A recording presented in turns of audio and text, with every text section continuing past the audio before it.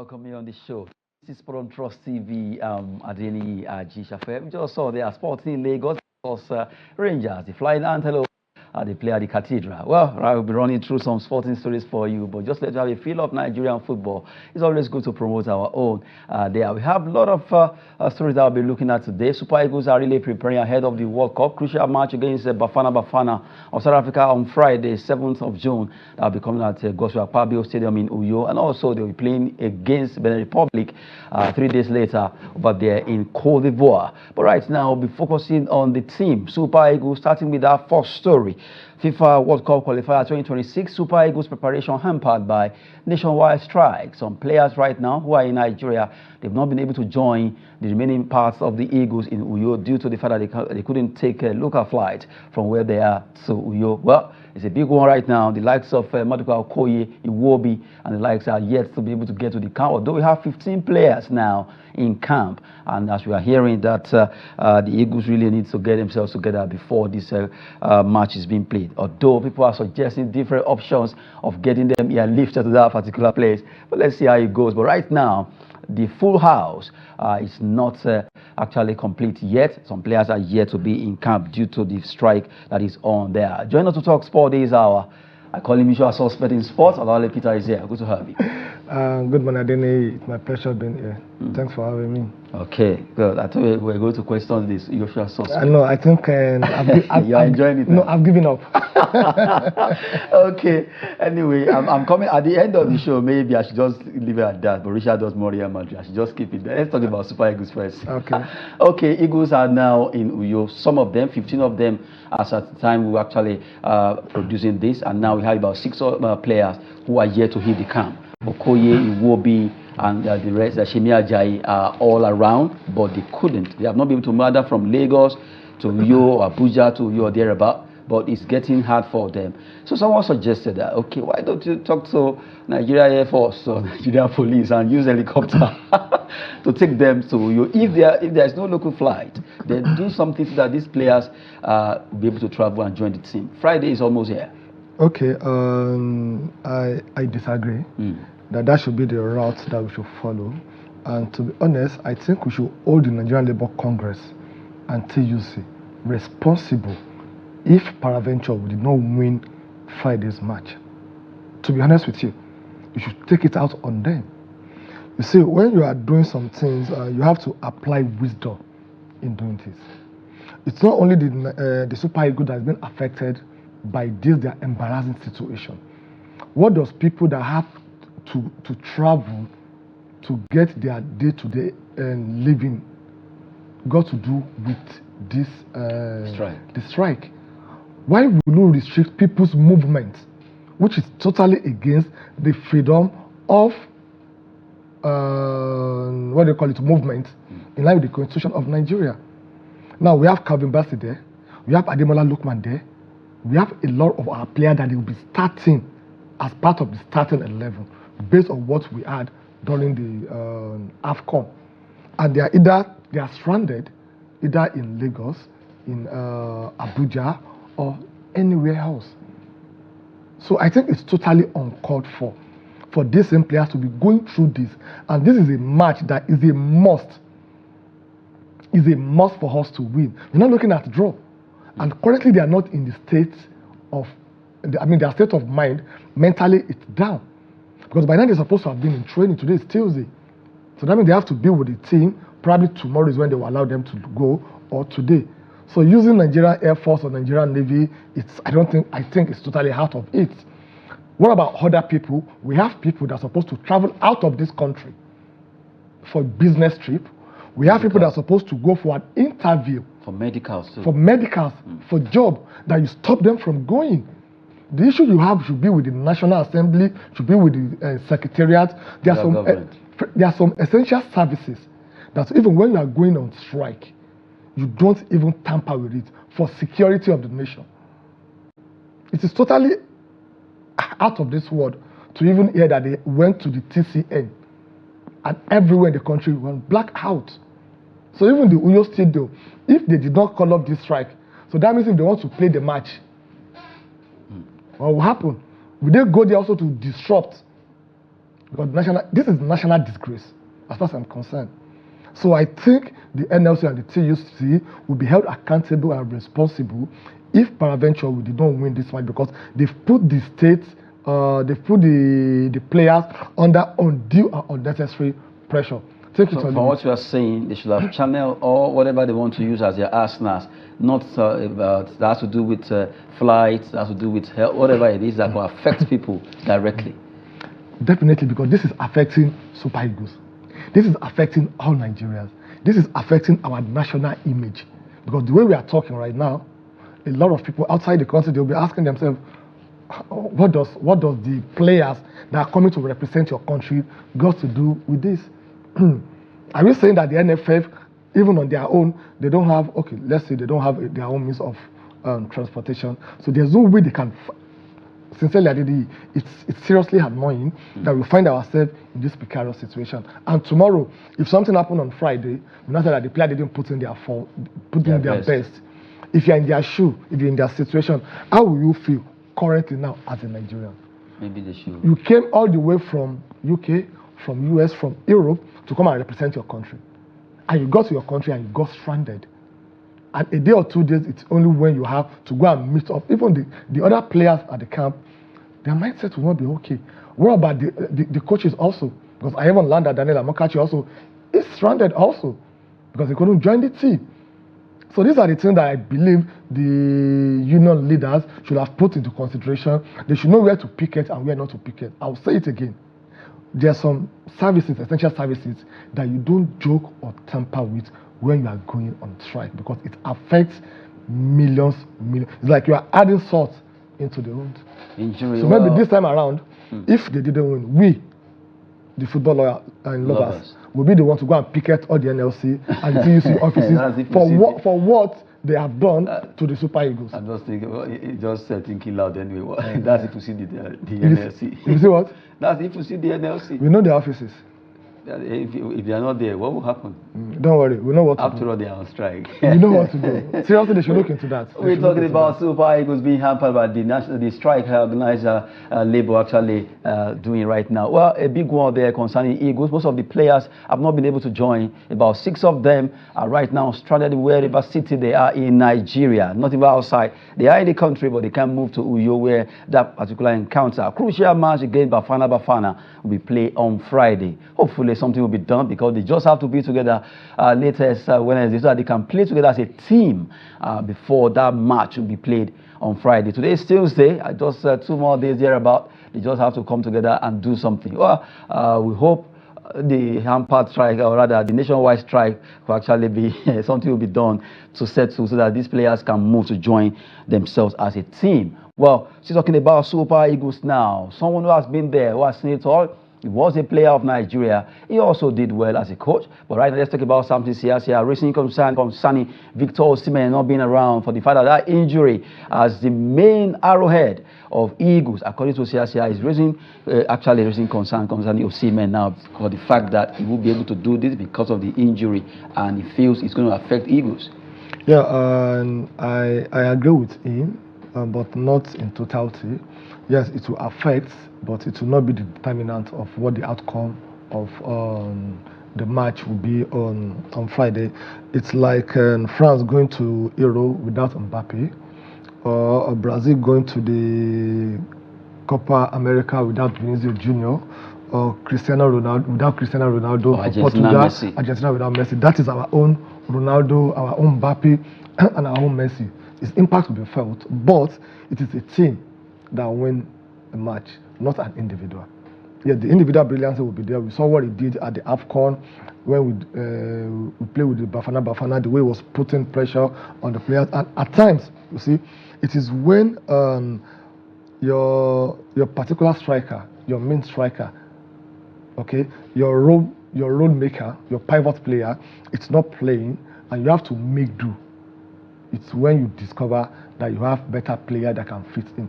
Look at what happened at the AFCON.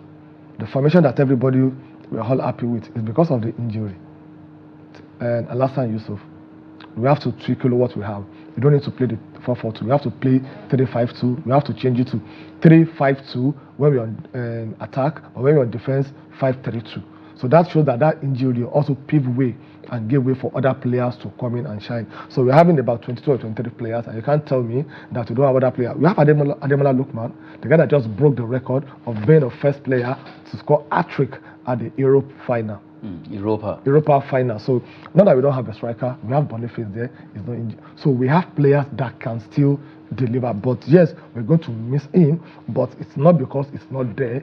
We cannot do the task. We cannot defeat Bafana. So we wish him quick and speedy recovery. Because as far as African is concerned today, he's the king of Africa in football. Now talking about being king of African football, we know they're going to miss Osimhen for that injury, and like according to what we heard, that's going to be like a month or thereabout for him to get to recuperate.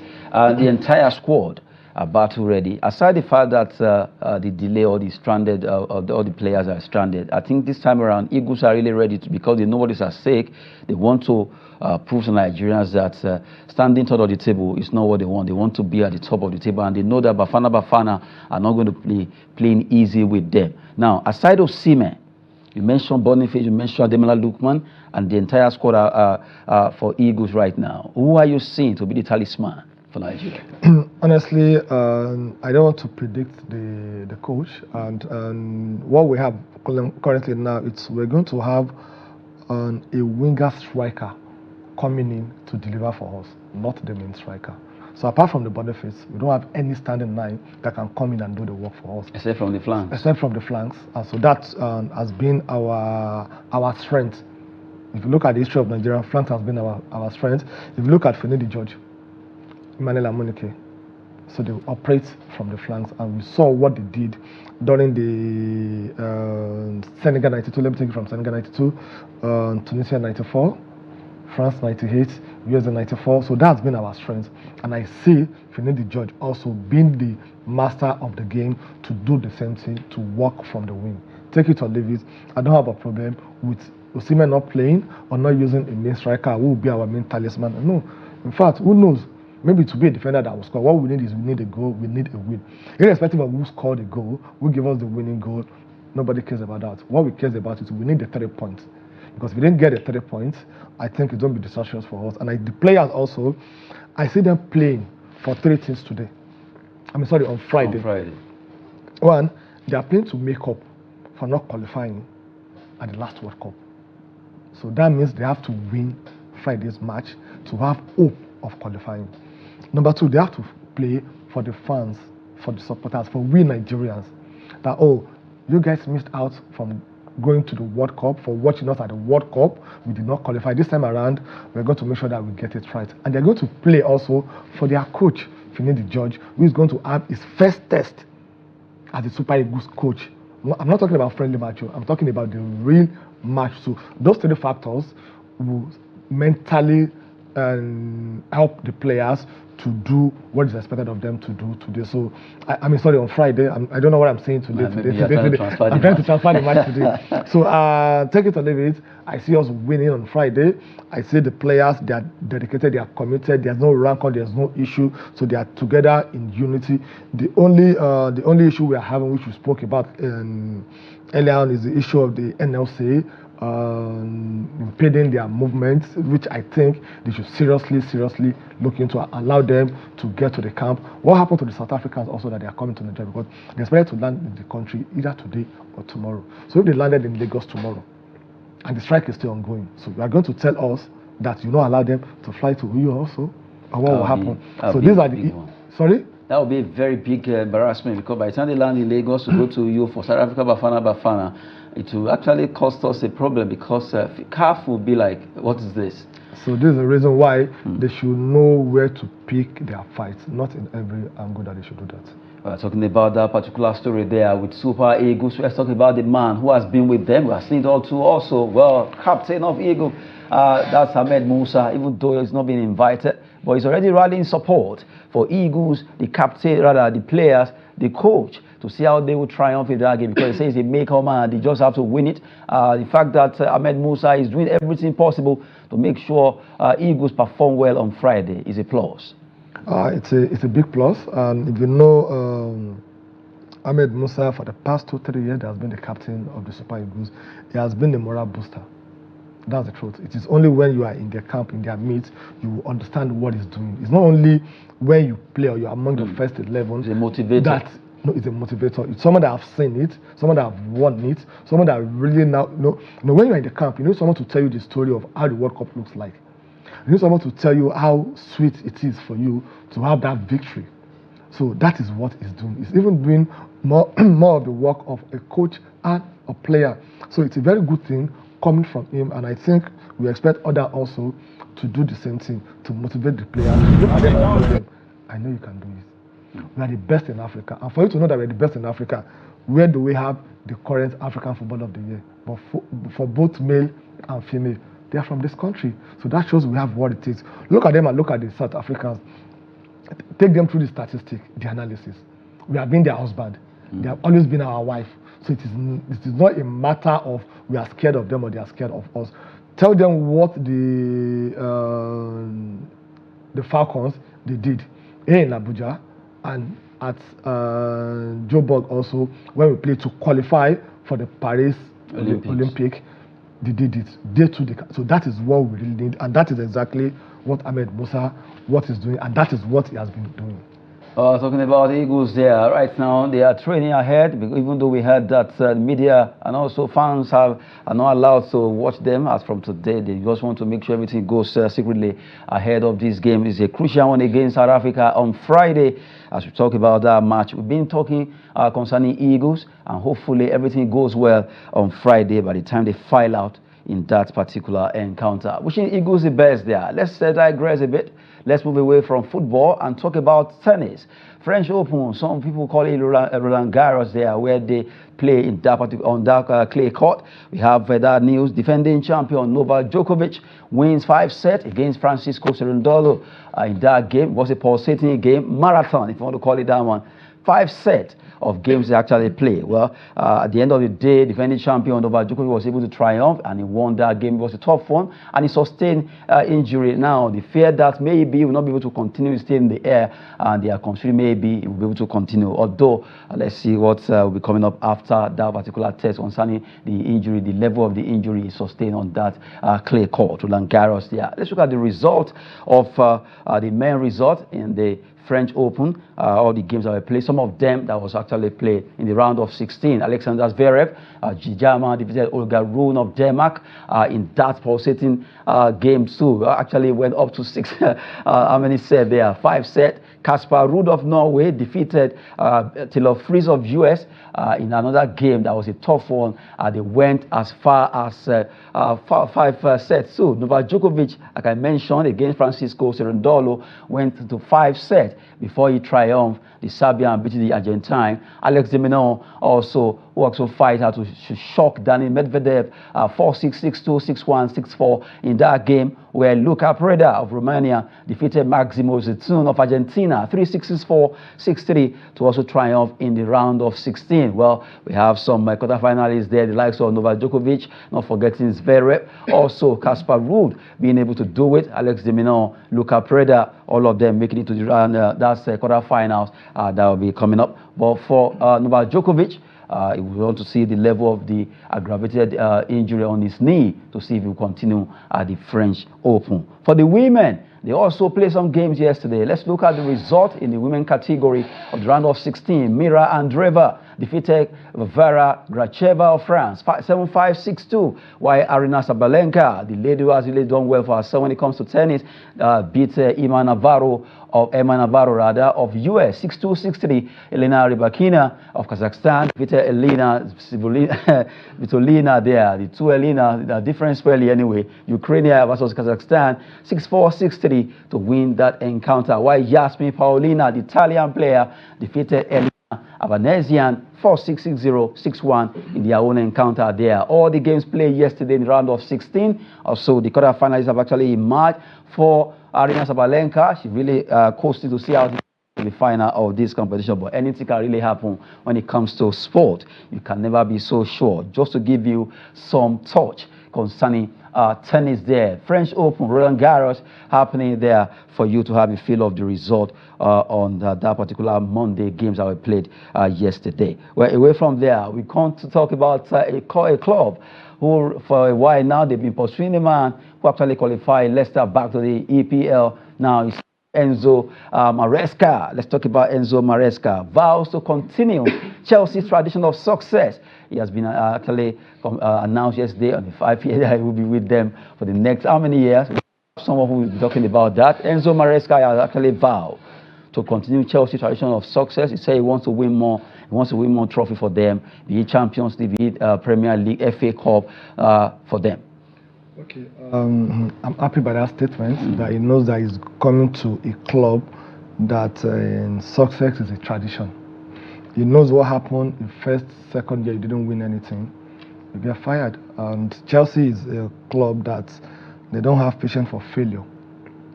They will give you the authority and the responsibility, and at times with the authority. But I think you should talk less.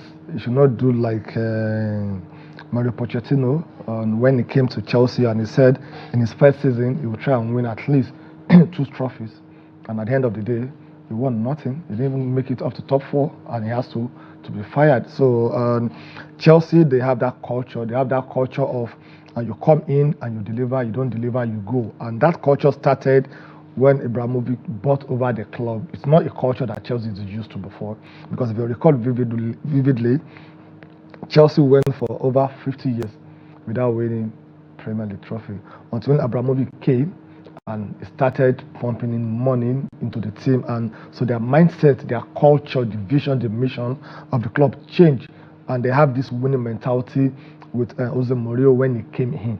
And after he left also, look at the number of coaches that Chelsea have had.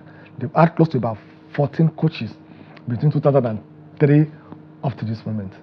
You come in, you perform, you come in, you perform, you stay, you don't perform, you get fired. So I think you should go back to the history, the table of what Chelsea really need. Chelsea is a club that no matter how possession-based football you play, if you don't win them trophy at the end of the season, they're not going to clap for you. They're not going to tell you that, oh, you tried. No, it's not in their dictionary. Their dictionary is, we need a trophy. I'm sure if Pochettino had won the Carabao Cup that he lost against Liverpool, probably he wouldn't have been sacked. You can't be in Chelsea for 1 or 2 years. And the last time Chelsea won Premier League now, it's going to be about 3 years. And that is not where Chelsea is. Within 3 years, at least Chelsea must win a Premier based on the philosophy of the club that's set by Abramovich. And I'm very happy the new owner also is buying into that since he came on board. On January 2022, we have these are the 4th coach that I'll be having just in the space of 2 years. So that's the same thing with Abramovich when he was there. You perform, you stay, don't perform, you go. So I'm happy that he knows and understands that this is Premier League, not Championship. This is Premier League. And this is not a matter of you want to come and do try and error. And this is a competition that you have to start winning from the word let's go, because Premier League next season will be tougher than this season. This season was tougher than last season because most of the clubs are coming up. Now look at Aston Villa now. They joined the league. They've joined the league top flight. Top 4. And it will be difficult for you to dislodge them. Because what does that mean? It means that they have more money by playing in the Champions League. They have what can attract players to join them, because every player wants to play in Champions League, not Conference League, not in Europa. The first option is to play in the Champions League. So they have the money. The coach also, they've extended his contract. So that means they're having a long-term plan for the Aston Villa. And don't forget, Liverpool, they have a new coach also. So they too, they want to get in there. Don't forget Arsenal. Don't forget Manchester United. So that means it's going to be very tough for him. And we're having a lot of new coaches for most of these good clubs. Apart from Aston Villa, Arsenal, and Manchester United. Or let me say Newcastle also. The others like Man United, so they have to really start doing something extraordinary. So he should know that he's coming for a battle. The fact that he's just coming from a champion, nobody will give him that excuse. Oh. Nobody will even listen to him because he has the player, he asked for it, he got it. I also hope that the Chelsea management, the team, they will change their their mentality of being the one to dictate. Like Manchester United, I love what they are doing right now with the separation of power between managing the club and managing the operation of the club. You are a coach. Tell me you need a left or a right wing back. Once you tell me that, I'll go to the market. I'll go and look for top 3 or 4. Send the name to you. Tell me the reason why I should sign Adeniyi and Ajishafe to play right back. Not for you to insist that this is a player that I must get, because that's what affected them. The likes of Anthony. I want Anthony. I want Anthony. So you have to look at what fits into the culture of your club before you get that player. So I think Chelsea should do the same thing. Part of the reason why Mauricio Pochettino left, which is contradictory a bit. Thomas Tuchel, the reason why he left was that he doesn't want to have a say in the market, transfer market. Whenever you buy, bring them and work with them. And you said no, have a say. They had that issue, he left. And Mauricio Pochettino told them, come on, I need to have a say. And that's what you offered Pochettino. Thomas Tuchel, that he declined. And he said, I want to have a say. But most of these players, you bought them for me. I only bought one player. That's Kopama. And the guys... That's the only player so that Mauricio Pochettino told them that I need this player. He fits into my style of play. And he worked out. And he worked out. So why did you give him that same opportunity? All the other players, they bought all of them for him. So how can you give me tools to work when I know that the tools you are giving me is not going to make me to be successful? So that the Chelsea management, the board, they need to have a rethink and give the coach also the opportunity. They should give him the responsibility that, what do you want? You want to sign Adeniyi Ajishafe, just like Jose Mourinho said, and that when he got to Chelsea, and Abramovich told him that you need to sign a striker, he said, yes, I want to sign Drogba. And Abramovich told him, Drogba? Who is Drogba? He said, no, your own is pay. My own is to get the player. Give me Drogba. And give me Drogba. And look at it, it worked out. So you should allow people who know the job to do their job. Chelsea fans are welcoming him, but let's see what happens. I hope his performance will be better than what we've had in the past 2-3 years. Now, talking about his performance now, we're actually focusing on this Chelsea Enzo Maresca appointment as Chelsea manager, confirmed yesterday, and now he says he vows to make sure he goes with the culture of the club of winning mentality. Well, Maresca, yes, he was with Leicester. He brought them back to the Premier League, and a lot of people are saying Chelsea is different from Leicester. Definitely. So, as you are coming to Chelsea, you have to imbibe the spirit of Chelsea winning mentality. Drop the fact that you came from Leicester, even though both of you were wearing blue color, blue plus blue, as you use that word. But right now, the man, Enzo Maresca, we all know that to some extent, Italian seems to be doing well with Chelsea. So, do you see him also being able to take that route? Yes, I see him being a success at Chelsea if given time. Okay, time is the essence. So time is the essence. That's the truth. Time is the essence. And if you look at the likes of Antonio Conte and Ancelotti, we saw what they did when they were at Chelsea. They won the league for Chelsea. And you see, most of the Italian coaches, they are doing far better than other countries' coaches, even in Premier League. Okay, so I think what he needs is time. And I know he played a possession-based football. His style of play is similar to what we have in Arsenal currently and what Manchester City are playing. If you look at Leicester City very well, because I followed them in championship because of our own Ndidi and Nacho, and I saw what they did. They play fantastic football. But like rightly said, Leicester City is different from Chelsea.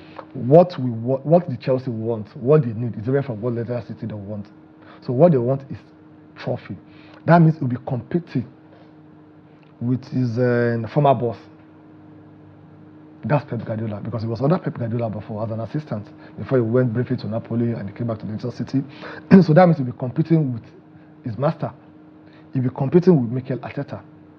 His contemporary. His contemporary was had about 3-4 years experience as a coach in the Premier League. He'll be competing with the likes of Emery. That's Liverpool coach and Slot. Slot also is also new in the Premier League, so I'll put both of them in the same pedestrian. So I'm talking about those that have been there, there before. So it's going to be Emery, Arteta, Guardiola. So it's going to be very difficult. If Ten Hag stays, he will also be among them. I think it will be a mistake for Manchester United to allow a coach that won 2 trophies in 3 seasons to leave. Take it or leave it. It's a process, and process takes time. And what people have been saying about Manchester United is what all the coaches that came after Alex Ferguson left, that they have been saying. So to me, I think they should allow him to finish. They shouldn't destabilize the team right now. Take it or leave it. Look at their match against Manchester City at the final of FA Cup. They have all their players, and we saw what they did. So the injury affected them in one way or the other. So I think Eric Ten Hag should still stay. So that means he's still going to compete with the likes of Eric Ten Hag and what have you. So it's going to be very difficult for him. However, if you look at the performance of Chelsea towards the last end of the season, the way they picked up, I think he can just start from there. What he needs to do is to get his first 11. There's no need for him to start doing try and error, and that was what Mauricio Pochettino did for almost half of the season. We don't have our first 11. Though Chelsea, they are most affected by injuries in the Premier League. No club had an injured player like Chelsea, but that is never an excuse. Look at Real Madrid. They had issues with their defenders, but they make do with what they have to win the Champions League. And they manage it. So the issue of the coaches complaining about the injury, fatigue, I don't really take that, because you have other that you can make use of. So what he needs to do is to get his first 11 ready. A player that he needs to buy, for example, now Thiago Silva has gone. We need his experience. We need his replacement. We need someone to be the coordinator of our defense. We need it, because most of the players that we had in Chelsea, they are all average age 20, 22, 23. So that shows that the childishness in them will still come to play, just like we saw during the penalty incident between Madueke, Nicola Jackson, and Cole Palmer. So we shouldn't be having something like that. So they need like 2 or 3 experienced, matured player that can talk and everybody will listen to, just like Thiago Silva. If that is not done, they're still going to have that same problem. So he has a lot of tasks ahead of him. The first is, 1, top 4. It is non-negotiable, and at least a trophy. If you didn't do that, the next season, the pressure on him will be too much. Our focus has been on Enzo Maresca of Chelsea, the man that will be in the M of affairs with our club right now. Well, according to Olawale Peters, all he needs to do is to make sure he goes with the culture of that team, drop the mentality of Leicester, and imbibe the spirit of Chelsea in you. And before you know it, he begins to win. And you just have to give him time to prosper at the Stamford Bridge. Well, that's our focus this hour, and now we move away from Enzo Maresca. Let's see what he'll be offering Chelsea since he signed with them. And now we talk about UEFA Team of the Season. Just a touch on it. We actually took that story on our Sport Update yesterday. But for Olawale Peters, I still remember predicting Borussia Dortmund are going to beat Real Madrid. But now, before we get there, let's look at this particular team. Someone said Erling Haaland should have made it, but for him, well, he has no say there. But UEFA decided. So from the goalkeeper, Borussia Dortmund having about 5 players there. You have Martin, Hummels, Kobel, and not forgetting the fact that they have Sabitzer who also making it to that score there. 1, 2, 3, 4 players. That's Borussia Dortmund. We have Rudiger, Vinicius Junior, and Bellingham. And also Cavalier making it from Real Madrid, making it to that particular, making it 4-2. We have from PSG, that's Vitinha, and also have Phil Foden and Harry Kane, making a complete squad of UEFA Team of the Season. Let's have a verdict quickly. Okay, there's nobody that will argue with this. And the 11 players, we have 4 from Real Madrid, 4 from Borussia Dortmund. We have 1 from Bayern Munich, 1 from Paris Saint-Germain, and take it or leave it, 1 from Manchester City also. And the 11 players, they really worth it in the wing that they place them to. That's the truth. The issue of Erling Haaland, I think we shouldn't be using the past glory to judge the current situation. This season, I didn't see Erling Haaland like the Haaland that we used to know last season or season before. So I think there's nobody that will really contest this UEFA Team of the season. So I think they really deserve it, especially for the Dortmund. If you look at them, they are very composed when it comes to defense. And if you watch the final very well, you see that their goalkeeper made a lot of saves. So, and I think it's a good thing. It's a good thing that they made the team. So you deserve it to be there, and also all the players have been given that clear cut to bear the UEFA Team of the Season. Congrats to them. To let you know, Vinicius won the player of the tournament. And now also you can't take it away from Jude Bellingham as the young player of the year. Now, talking about Vinicius Junior, after beating Borussia Dortmund at the finals of the UEFA Champions to make it 15th trophy for the Los Merengues, right now is among the top favorites to actually leave the Ballon d'Or. Vinicius Junior emerges top favorite to win Ballon d'Or 2024, according to the bookmakers coming out right now. Let's look at that list. The top 5 favorites to win Ballon d'Or as we look at the top 3 there. Vinicius Junior has consistently peaked during crucial moments, especially in the Champions League knockout stages. His stellar performance in the final and throughout the season position him as the top favorite for the Ballon d'Or. For Jude Bellingham, he had an outstanding debut season with Real Madrid, where especially in matches against Barcelona, making him a strong contender. Though Vinicius Junior might edge him out, according to the bookmakers there. The third one is Toni Kroos, potentially retiring at the top of his game. He actually did well in the Champions League and a successful Euro 2024, and with Germany could make him a front runner. Remaining 2 favorites now, we have Kylian Mbappe, despite winning another Ligue 1 title and the French Cup with PSG. Mbappe's failure to help PSG get to the final of the UCL has hurt his chances. However, his strong performance in Euro 2024 could rekindle his bid. And the last person is Harry Kane of Bayern Munich. He won the European Golden Shoe, but Bayern's Champions League exit hampered his chances. To have any hope, he needs to lead England to Euro 2024 glory. So those top 5 players right now be marked for the Ballon d'Or. So, okay, why is Osimhen not there? Well, you look at the performance. You say it's not job by the last glory. You say it's not job by the last glory. Okay. Osimhen's season this time around is not as glorious as the other season. I agree with you, but you shouldn't have stopped at top 5 to have Nigerians. They probably will have make it to top 10. They will have looked well at Victor Boniface. Yeah, exactly. Okay, so I will only comment on the top 3 because I don't see the top the 4 and 5 so you are dwelling on one I only deal on 1, 2, and 3. Now, to start with, the performance of Brazil at the Copa America, the performance of England at Euro 2024, and the performance of Germany on Euro 2024 will determine who will win the Ballon d'Or, and the performance of the players also. The 3 players have done very well. That shows that the Ballon d'Or is going to Real Madrid.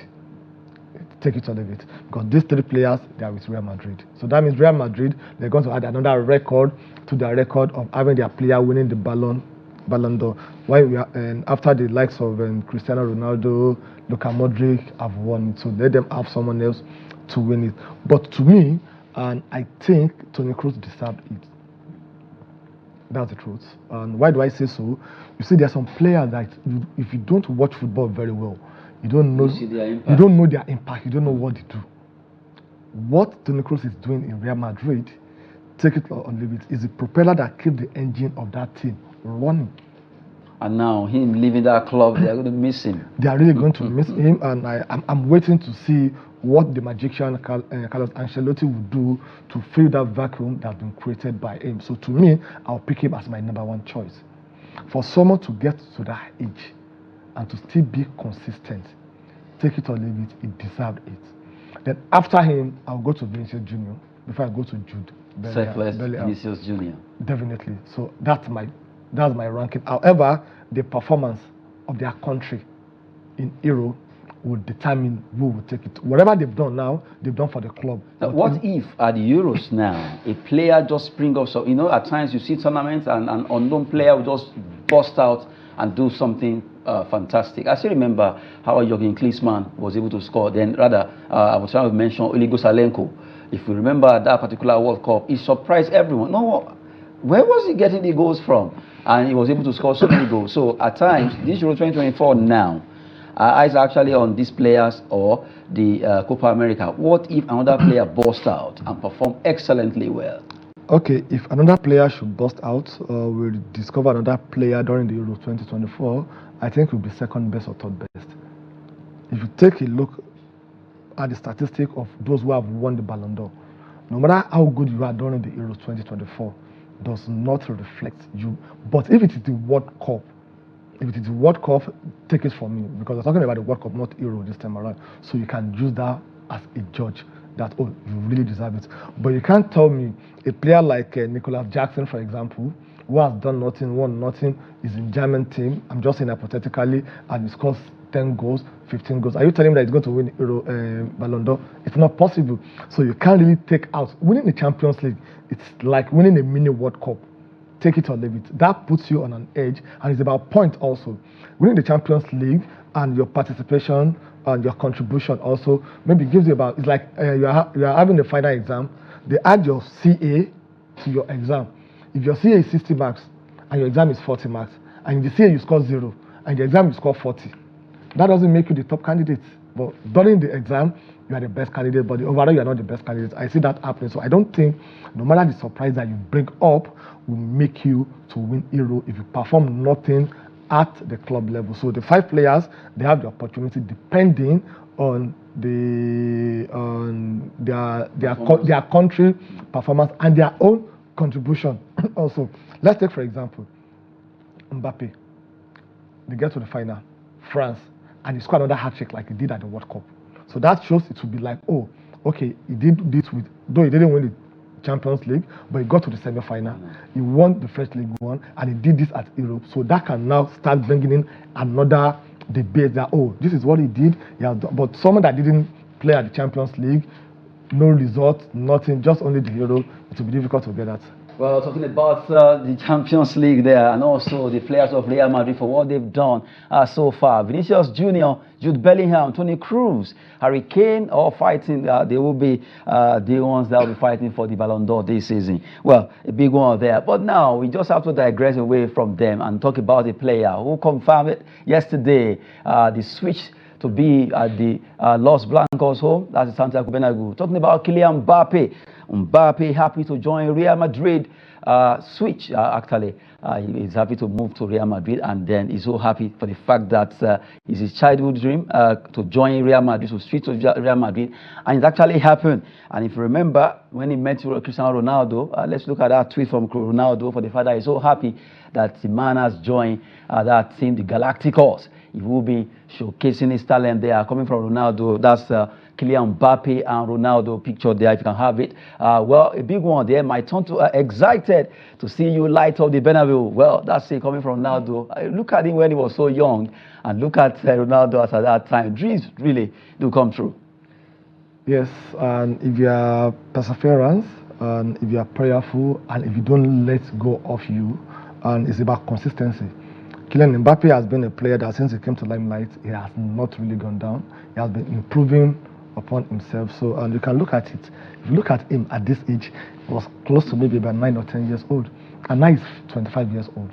So that means he had this dream as at that time. So for 15 good years, he kept on working to achieve that dream. So a very good one and a very good addition to Real Madrid. Take it or leave it. Real Madrid, they're here to conquer Europe again. They're here to conquer Champions League again. They're here to conquer La Liga again. Because look at the combination of Jude Bellingham, Vinicius Junior, and Mbappe up front. Tell me, how many defenders do you need to stop these 3 young, athletic, skillful, energetic, with goal sense players? How many people do you want to mark out? And the young man from Brazil, his name is Hendrik. Hendrik is joining them also. Very energetic, player. Very strong also. So that shows that I think they are building the team for the future. They are building the team that will rule the world, that will rule the Europe, that will rule La Liga for the next 2, 3, 4, 5 years. Because these players, look at their age, 20, 22, 25, 19 years old. So that shows, and they have a coach. Because the worry of everybody has been that, okay, they're going to have a dress room issue, what have you. But Carlos Ancelotti, the magician himself, the big boss, he knows how to handle issues like that. And what's the first thing that he did? Mbappe has been wearing jersey number 7 and 10. But this time around, he's not getting 7. It's very nice. Because 7 is with Vinicius Junior. They're not taking it away from him. 10 is with Luka Modric, who still have a contract. So he's going to do what Madrid did. That's one thing about the culture of a club. See, the culture of Real Madrid is fantastic. They will tell you like a handbook. This is our handbook. Go through it before you even sign your contract. If you are okay with it, come. If you are not okay with it, you go away. So they are doing what they did to Cristiano Ronaldo. When Ronaldo was coming to Real Madrid, what happened? They have their captain, their legend, Raul, that was wearing number 7. We can't take this away from you. You have to wait until his contract expires before we give it to him. And that is the same thing they're doing to Mbappe. Mbappe is coming with number 9. Then after a year, maybe next year, when Luka Modric retire from football, he can get his number 7. That is fantastic. That's how to manage a club. If you go there, coming from Lal Peters for Kylian Mbappe. Now, let's really touch on those two things. Kylian Mbappe's club career. We have the Mbappe's club career there, where he actually played 368 appearance matches. He scored 283 goals, 124 assists. What a record! 7 times League One winner, 4 times Coupe de France, twice Coupe de la Ligue, and 3 times Trophy de Champion, UEFA Champions League runner-up. At least, you look at this record, 368 appearances, and he did so well. Right now, the contract at Real Madrid, it was actually spanned 5 seasons, 100 million euro signing bonus for him, net annual salary of 15 million euro for him also. So it's a huge one for him. Covering at least they'll be covering about 12.8 million pounds for him annually. Yeah, I'm not really surprised. And for a player that the president of the country has to convince to stay, that shows. Yes, he could have been Real Madrid winning. Yes, last 2 seasons, the president Macron has to call him and have a meeting with him, and we don't know what they discuss, and he has to stay. So for such caliber of player, money will never be a problem. They cannot buy him or pay him peanuts. So I'm not surprised with the 15 million pounds that they want to pay him annually. Like some people normally say, that money is not my problem, but how to spend it is the problem. That's the line of Kylian Mbappe. For his goal also, that shows that for every minute he's on the pitch, he contributed a goal or an assist, which is fantastic. A big one there. Our time is almost up there. Let's just take two stories concerning transfer. Aston Villa set to complete £5 million deal for midfielder Ross Barkley from Luton Town. Another one is Jadon Sancho to push for a permanent move to Dortmund from United this summer. Well, before we go on a lighter note, just 5 seconds. Real Madrid, Borussia Dortmund, our market, as we see. Yeah, well, they lost the match in the first half. You watched the match very well. Borussia Dortmund, they missed a lot of chances which they would have taken, and you can't play with a Real Madrid by missing opportunity. After the first half, I said I'm taking back. Well, the person that said you should predict said nearly is nothing. I tried, it's nothing. He said nearly is nothing. You dig me that Borussia will win and Real Madrid won out. Just to add some light moment there on the show. 360 Sport on Trust TV with Olawale Peters, who has been talking with us for the past 15 minutes. Thank you so much for coming on the show. Thank you so much, Adeni. It's my pleasure being here with you. Of Chelsea. No Chelsea, no football. Oh my goodness. Well, we just have to go right now, Adeni Shafe. Thanks for watching.